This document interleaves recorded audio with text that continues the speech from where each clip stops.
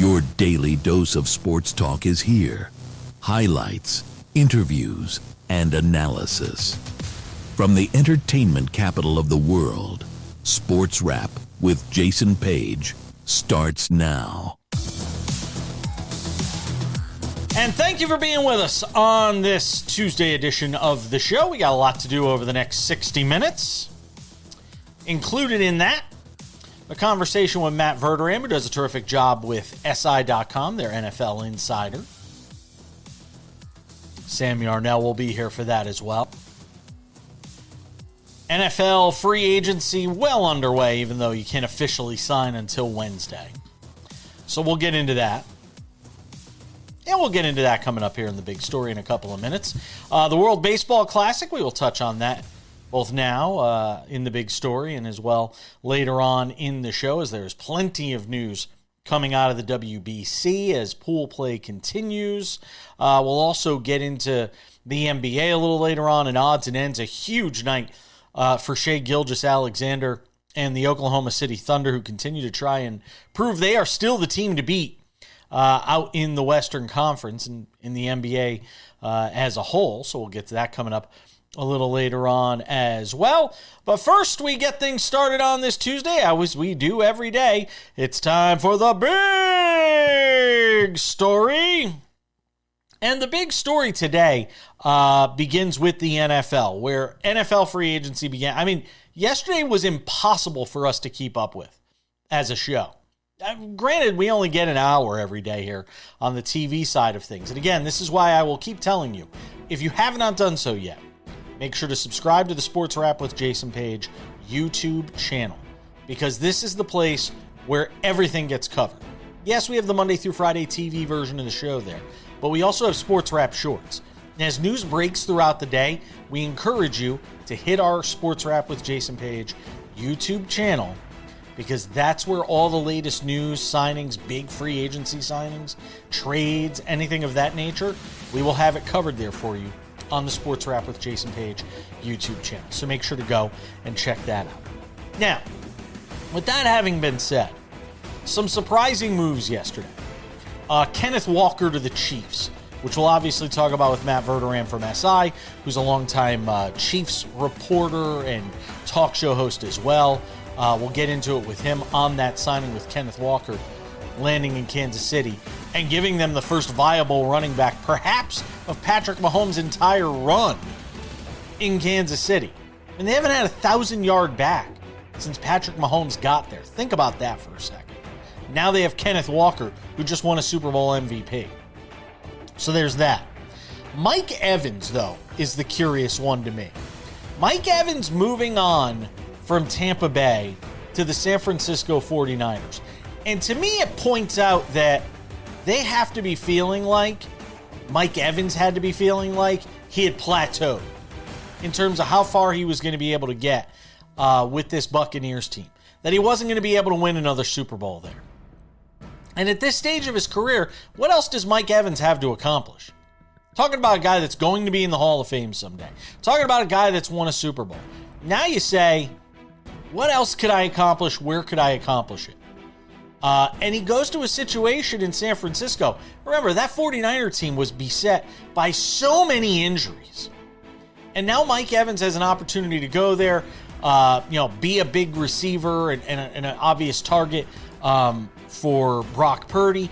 And if you're the Niners, you get somebody who just takes a little bit of the load off of Christian McCaffrey, who had more carries, more touches than anybody in this league last year. Even more than Bijan Robinson, who you'd think might be that guy, but he's not. It was CMC. And if anything, we talk about all the different needs of teams in this offseason. Who needs what? Who has to get what? Well, the Niners had to do something to take some of that pressure, relieve some of that pressure, pull the pin a little bit on everything CMC had to do over the course of a 17-game schedule. Adding Mike Evans in the receiving game will help to do that. And I always say this, never underestimate what it means to get a veteran guy, late in his career, trying to still win another championship. The change of scenery thing is very real. We could point to numerous sports where it's been the case. And I think Mike Evans is going to pay huge dividends out there in San Francisco, or in this case, Santa Clara, for the Niners. There are still many questions to be answered in free agency. Some of them center around this man, Aaron Rodgers. Where might he wind up? How do you, as a Steelers organization, try and go through this process of free agency?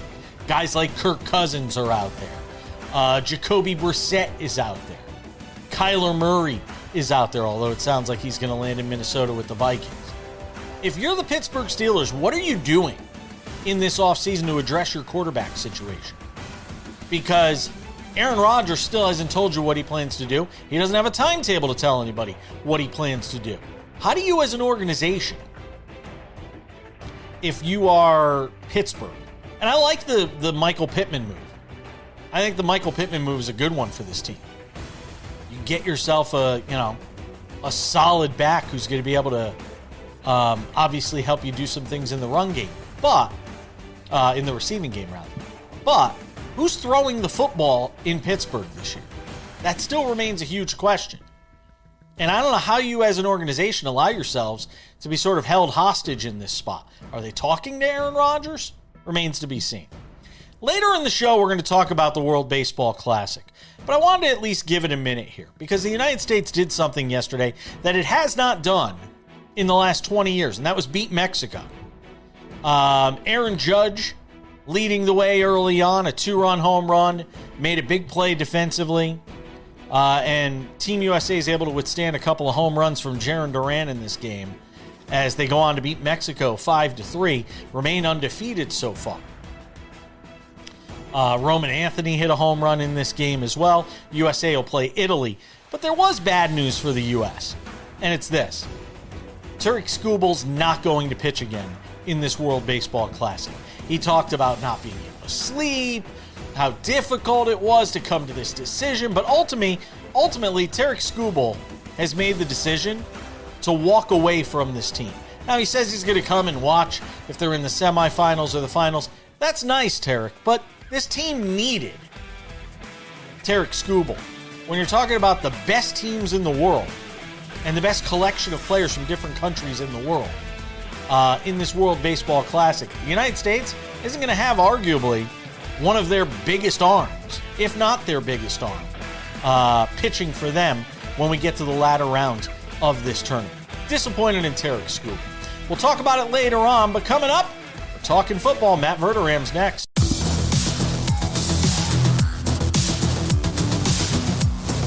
Welcome back to the show. We touched on it a bit in the big story. Let's expand upon it now. NFL free agency well underway, even though nobody can sign officially until Wednesday. Always happy to bring in our good friend, returning champion, Matt Verderame, SI, NFL Insider, to hang out with us. All right, kill the music. Give me your top line view of day one of unofficial free agency. I mean, not that this is stunning, but just a ton of money going all over creation. I think it was like $1.3 billion were doled out on Monday. Listen, some teams like the Raiders and Titans who had money, you expected them to spend. They did. I think they were probably the two most active teams. The Saints were pretty active. The Commanders were pretty active. But, listen, I thought overall there were only a few contracts that I really looked at and said, man, that's a lot of money. It's a lot. I mean, look, happy for him, but Boye Mafe, 3 years, $60 million with Cincinnati. He had 2 sacks last year. Jalen Phillips, 4 and 120. Jalen Phillips never had more than 8 sacks in a season. He's had 2 really, really bad lower body injuries in his career. Like, thrilled for the players, but those are huge, huge gambles. And then I guess I would also say, too, look, I thought Linderbaum would get paid a ton. I thought he would be in the 20-ish, 21 area per year, which would have reset the market because the prior record was 18. To get $27 million a year, fully guaranteed, by the way, like 3 and whatever that is, 84, fully guaranteed, or 381, is just unbelievable. So, listen, I thought a lot of teams had good days. I think of all the teams that had a bad day, probably the Ravens, honestly. I mean, Linderbaum out. I feel like the Giants signed half the Ravens team. Elodie Gilman went to the Chiefs.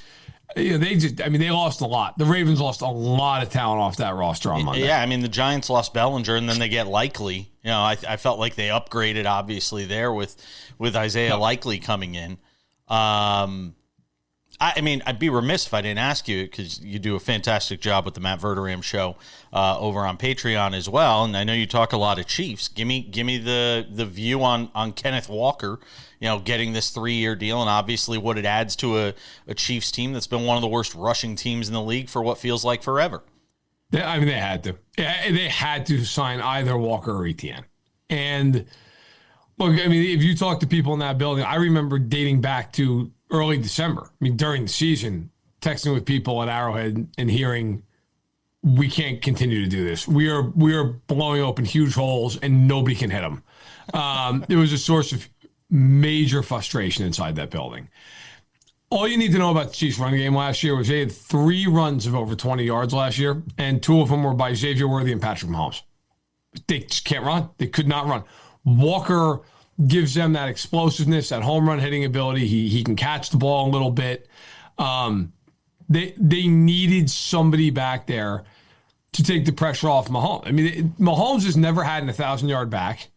That's staggering. That's staggering to think about. Look, I did this research yesterday because I didn't know if I was going to write a column, and I ended up not having to. But in 21 playoff games in Mahomes' career, 21 games, they have had 2 100-yard rushing performances from a player, none of which have come since Super Bowl 54. And he has led them in rushing 5 times. But they can't run. They've never been able to even remotely run the ball around. So I'm not surprised. I thought they would go after and get one of those 2 guys, and they wasted no time. Walker was one of the first announced signings of the day. Sam?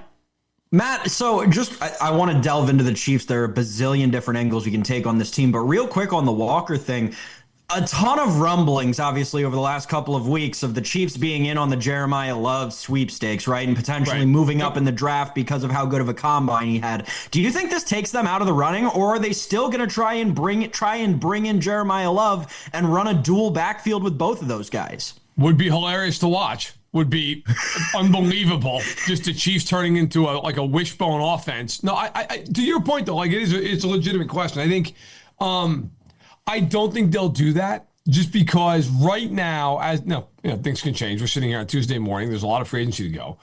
Right now, their 2 biggest needs are edge rusher, number 1, and number 2 is probably receiver, because Rashee Rice is not coming back after this year. I don't even know if he's playing this year, but if he plays this year, he's not playing next year in Kansas City. They've got Worthy. They really like Tyquan Thornton. They brought him back late last night in a 2-year deal. But they need a legitimate top-end receiver. They have not had a 1,000-yard receiver since Tyreek Hill. So they need somebody, and obviously a wide receiver. Kelsey's not it. I think if Carnell Tate's there at 9, they're going to have a hard time turning him down. If Carnell Tate's sitting there at 9, I think Mahomes is going to jam the phone lines that war and be, you are taking this guy.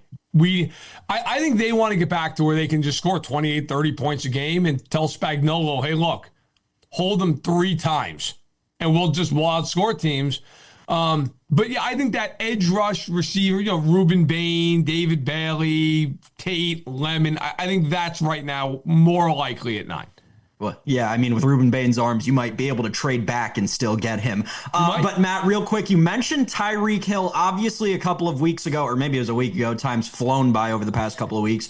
He had the news of his release with Miami. Do you expect, I know there's a ton of people online talking about how much nostalgia there'd be there. Do you think there's a realistic chance Tyreek Hill plays for the Chiefs next year? I think it's unlikely. He still needs to have his LCL surgery. He hasn't even had that yet.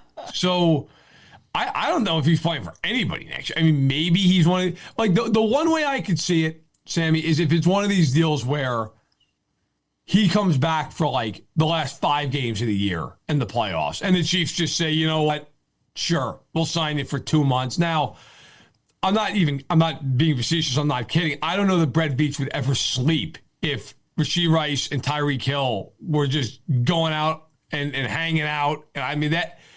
like there's been enough off-field stuff between those two guys. I think Veach would have his phone on like DEFCON 1 every second of his life while those two were in the building. I mean, it's been one thing after the next with Rice, and obviously Hill has his things off the field that we all know about. So part of me genuinely wonders, like, would the Chiefs do that? Would they really do that?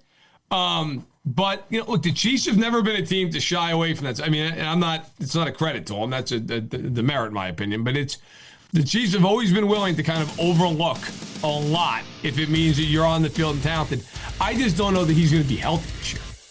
Matt Verderame's hanging out with us from SI, does a terrific job. NFL Insider, also the Matt Verderame Show over on Patreon. There's more to get to with him, winners and losers from day one of NFL free agency. I'm interested to get his thoughts on a team that we haven't gotten into yet. We talked about the Seattle Seahawks losing Kenneth Walker. What about the Patriots? We'll get to him next.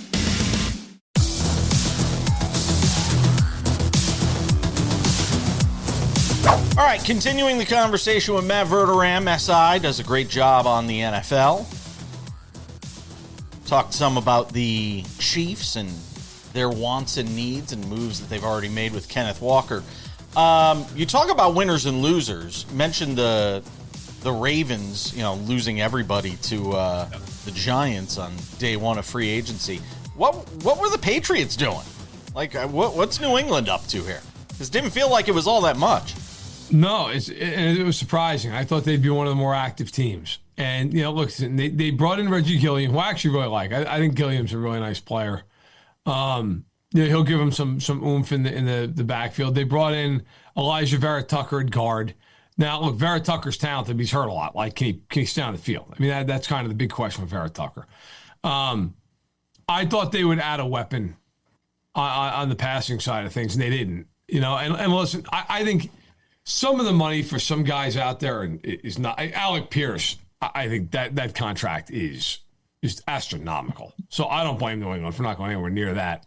But yeah, I thought, New England, a couple guys are still out there. Guys like Romeo Dobbs, somebody like that. Like, he's not going to have 1,200 yards probably, but he's a good player.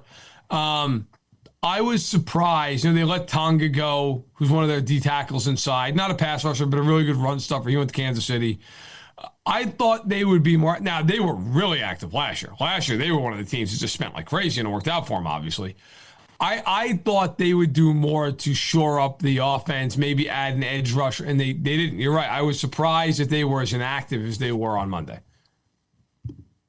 Matt, when you look at, you mentioned the numbers that Pierce commanded, right? You look at the contract that Mike Evans gets out west in San Francisco, right? What do you make of the current price of wide receivers just in the general market? That it's gotten to a point that I think a lot of these teams are better off just drafting a guy, truthfully. I mean, and because we've also seen a shift in college where teams now throw the ball more than ever in college. I mean, when I was a kid, it was a handful of teams that threw the ball, and then everybody else ran because the quarterbacks sucked. We have better quarterbacks now. Teams throw the ball better. The receivers are more polished. If I'm a team that needs a receiver, like for example, I think Buffalo, even though they traded for DJ Moore, they probably still need another receiver. If I'm the Bills, I'm just drafting Denzel Boston or KC Concepcion or one of these guys. Like, I'm not giving Darnell Mooney $15 million a year. I'm not doing that. Why? What up? The only receiver out there right now that I'd be like, okay, like Dobbs to me is a good player. He's a legitimately like number 2 receiver. He can go out, he can play, he can run the full route tree. Evans, look, love Mike Evans. Mike Evans is entering his mid-30s in 3 years, $60 million. Gonna ask you about him, yeah. Like, I know there are a lot of people, including my buddy and colleague Connor Orr, thinks it's the best free agent signing of the day. And look, maybe it will be. You're giving a guy $20 million a year who's coming off of a hamstring plague season, everything. Like, it's a lot. And the funny thing is, like, these running backs that are top tier guys, they're paid like wide receiver 3. I mean, it's crazy. But I think that's why more teams are being aggressive at running back, because it's like, what? I'd rather pay this running back who's going to have 1,500 total yards and 10 touchdowns over this receiver who's going to have 600. But the market has gotten wonky. And like an Alec Pierce is a good player, but to get $30+ million a year? I mean, I like Alec Pierce, but what? I mean, that just seemed. I actually think Michael Pittman Jr. Quite honestly, I think I'd rather have him. I was not surprised because you hear all these rumblings, but I still think it's crazy he got the money he got. Trey Hendrickson, thoughts on sort of where he, fits into this sort of free agency frenzy that everybody's talking about right now? Yeah, I mean, look, the one thing that's scary if you're Hendrickson is, sometimes in free agency, it's not always even about who the best player is, but like how quickly you can get a deal done. Jalen Phillips, to his credit, I mentioned him earlier. His agent heard 4 and 120 and was like, guess what? Deal. Done. Let's lock that in immediately, right? Owe getting $100 million. Like, there are guys who are on the market who are just, they're getting paid instantly. And once that money's gone, it's gone. And all these free agency dollars start drying up. And with Hendrickson, I think everybody around the league figured like, okay, probably 3 and 100, something like that. He might still get it. But teams are, look, a lot of people thought Dallas was going to be the team. Well, they traded for Sean Gary. So they're probably not in. Is a team like the Bears, do they make sense if that price comes down a little bit? The one thing that's hard with Hendrickson is he's over the age of 30. And he's coming off of a little bit of a down year. I still think he's an excellent player. But, once those huge dollars start coming off the board, it's tough. Because when you think about it, okay, so a team like the Commanders, the Panthers, they were obviously willing to spend really big on edge help. The Chargers with Mac to a degree. But how many teams can afford him? Like, how many teams can afford him? How many teams have the need? And also, I believe he's 31. If you're a team that's not good, even if you have the money and the need, who cares? You're not signing him. Like, for what? He's 30 some odd years old. You're not going to do that. So I'll be very interested. Like a team, I mentioned them just now, even like Buffalo. If I'm Buffalo, I'd be like, hey, can we make this work? Because to me, the biggest problem the Bills had in the playoffs is they can never get a pass rush, ever.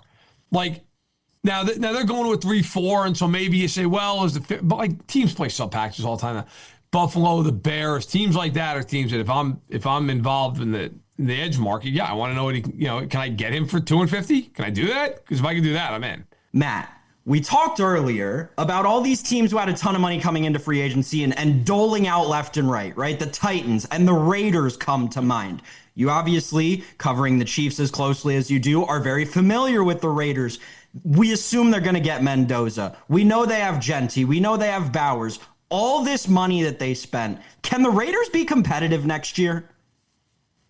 I hesitate to say yes, only because I've watched the Raiders for 25 years, just not figure it out. Look, I like to hire Kubiak, and I'm curious to see how Mendoza plays. Mendoza, I think in a lot of quarterback classes is like the third or fourth guy off the board, and that's not to say he's not good.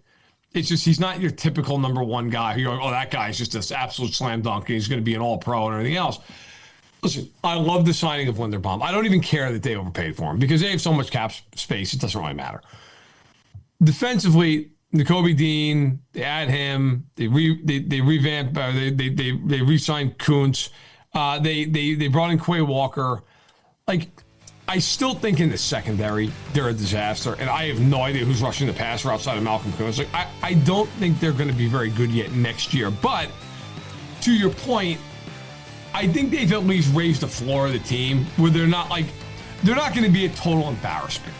Where like last year, I looked at them and just went, oh my God. Like, I don't feel like that's the case. I feel like they will, assuming Mendoza can play, they'll at least be, maybe a 6 to 7 win team. Matt Verderame, SI, does a great job. Check him out also on the Matt Verderame Show over on Patreon. Always appreciate you, my friend. Be well.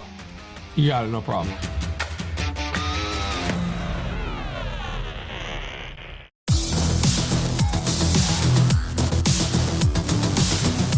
Coming up in 10 minutes, the World Baseball Classic.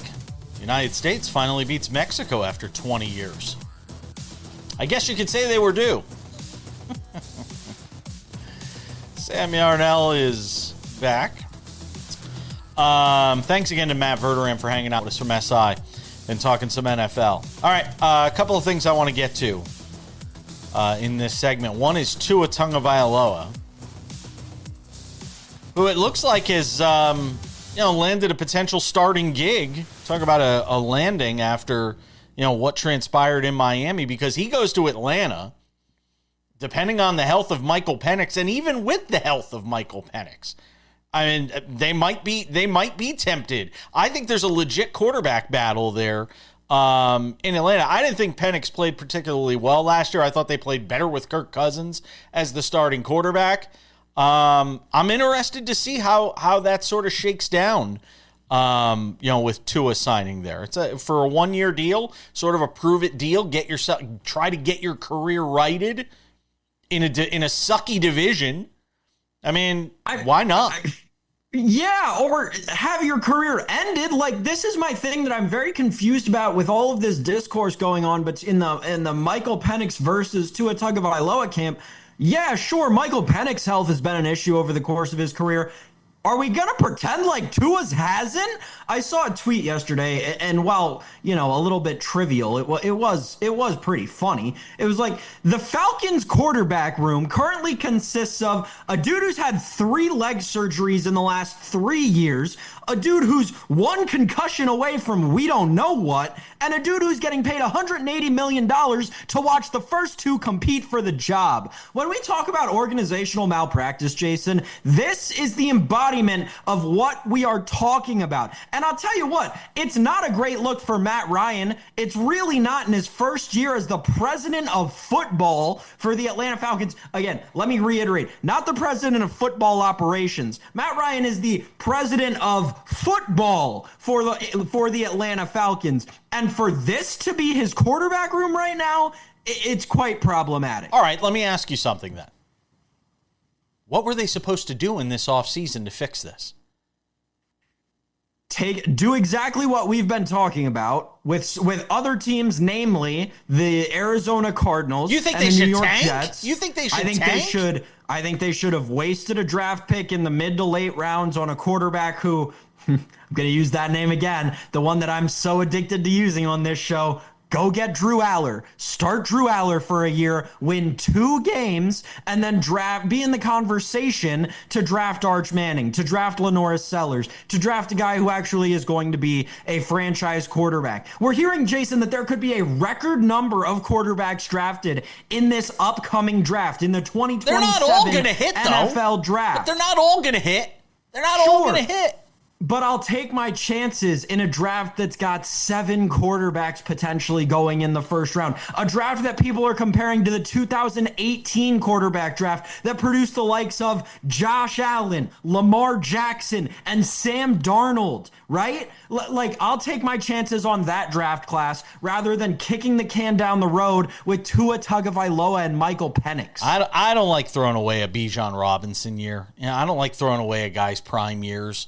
It's a fair counterpoint. And in that division, you're always going to be able to be competitive. My God, they tied for the division. They had the same number of wins as the division winner last year. Starting Penix, and then Penix gets hurt, and Kirk Cousins. I mean, they were that close to winning the division, Sam. They also had the same number of wins as the team that came in 3rd place in their division this year. They're just as close to coming in 3rd as they are to winning the division. Travis Etienne to the Saints. What does it mean for Alvin Kamara? That's what a lot of people are asking right now. Yeah, and I just realized we just made this entire segment about the NFC South. Credit to us for making an NFC South segment the second week of March. Absolutely. This move was one of many that the Saints made yesterday, Jason. And, I'm kind of confused by it, but at the same time, you have to understand the message that the teams are conveying to you, the fan, through all of their moves. The New Orleans Saints believe in Tyler Shuck. The New Orleans Saints see something in Tyler Shuck that leads them to believe that he could be their quarterback for a long time. Because they're starting to put contracts in place that they could leverage in seasons to come if they do become very competitive. I tell you, if the Saints are right about Tyler Shuck, Jason, all this talk that you and I started the segment with, talking about how this division, right, is one that gets seemingly turned over year in and year out, that could all be over if the Saints really do have something in Tyler Shuck. That's what I'm nervous about with, all their moves, the ETN move. And I think Kamara, to the point of the question, right, is as good as gone. We spent 2 straight trade deadlines talking about where this guy's going to get traded to, only for him to not be traded. It feels like he's finally going to get moved. I am starting to worry about the Saints. The Giants made another move today. They signed Greg Newsome, 1 year worth up to $10 million, played for the Jags last year, played for the Browns prior to that. So the Giants continue to make moves. I think the Giants are going to be interesting next year. I really do. Yeah, they are. They certainly are. It's going to, as it has so many times in John Harbaugh's career, right? It's going to come down to his coaching job and how many wins that can lead them to. They're going to have the talent to put out on the field. The New York Giants are going to be exponentially talented compared to the team that they put on the field last year, Jason. I told you this when the offseason started, and I know you didn't want to believe me, but there's reason to be hopeful for the Giants. You just got to hope that John Harbaugh can protect himself from, well, John Harbaugh. And we mentioned the Raiders. We talked about them with Matt before. It's gonna be fascinating to watch. Sort of how that team evolves in this offseason under Clint Kubiak. I know you're high on them. We'll obviously keep tabs. I am based here in Vegas, so I had to throw a little shout out there to the Raiders. All right, World Baseball Classic. Captain America leads the way. It's next.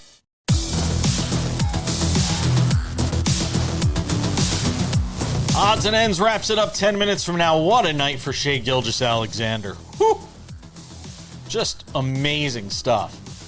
Nuggets and Thunder played a beauty. And the Thunder were without some of their biggest stars other than SGA, and they still won that game. We'll get into it. But first, some World Baseball Classic conversation. Because the U.S. did something it hasn't done in 20 years, Sam Yarnell. They beat Mexico. 5-3 was the final score. At 5-0, I actually put out a SportsWrap short sort of touting the U.S., and then I started watching Jaron Duran hitting bombs all over the park, and I'm like, I may have to delete this SportsWrap short that we did. But it didn't turn out that way. Aaron Judge got Team USA started with a defensive play. I guess the arm's okay. 92-mile-per-hour rocket to third from Aaron Judge to throw out a would-be base runner.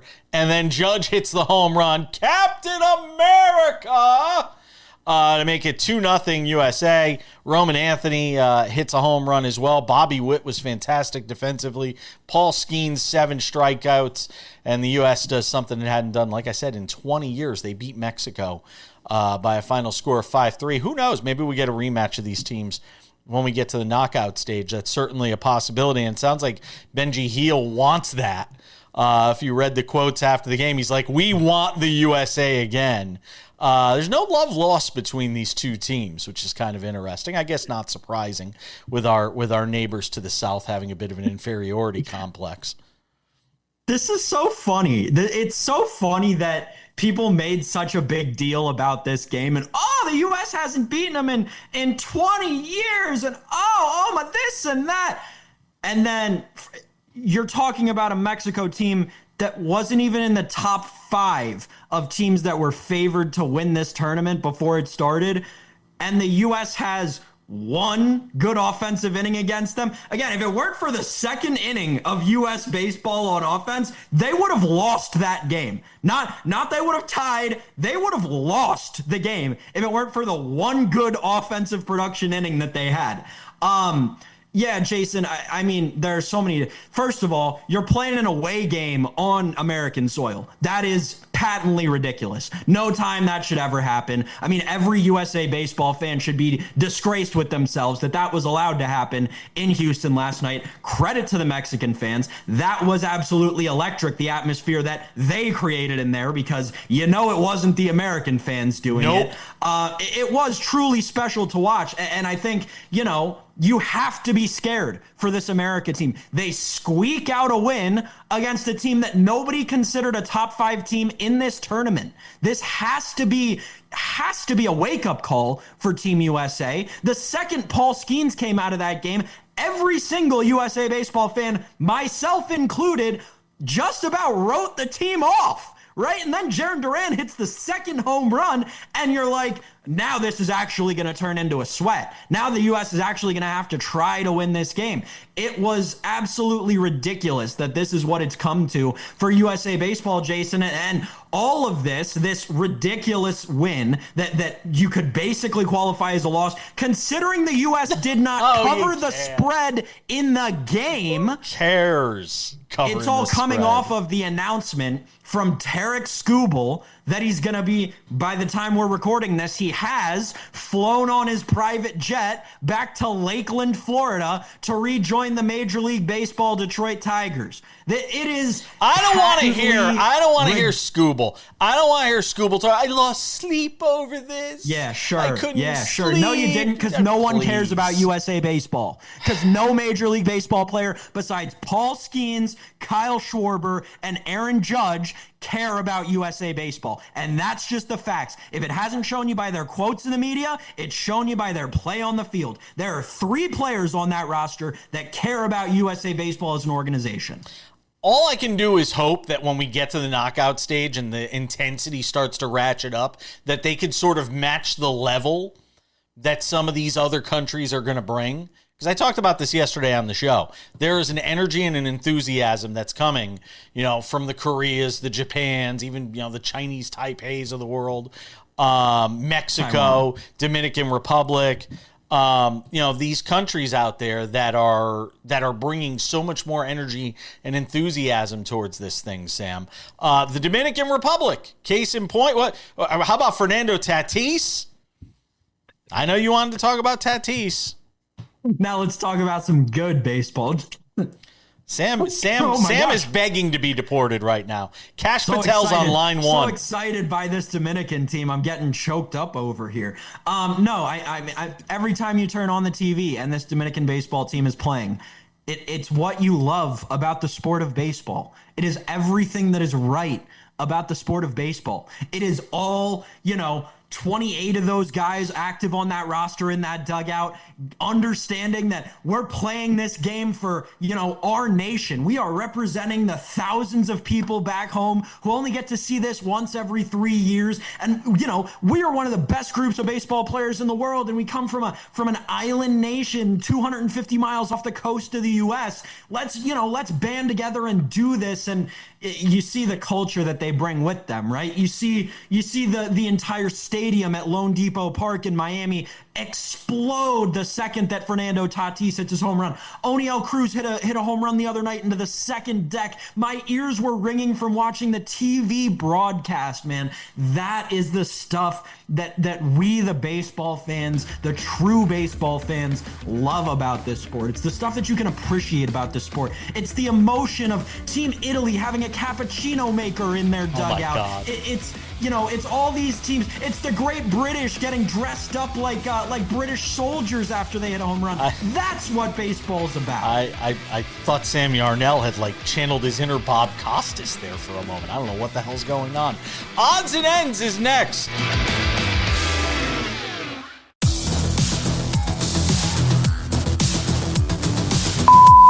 Just about time to put the wraps on this baby for a Tuesday. Couple of reminders. If you haven't done so yet, make sure to subscribe to the Sports Wrap with Jason Page podcast.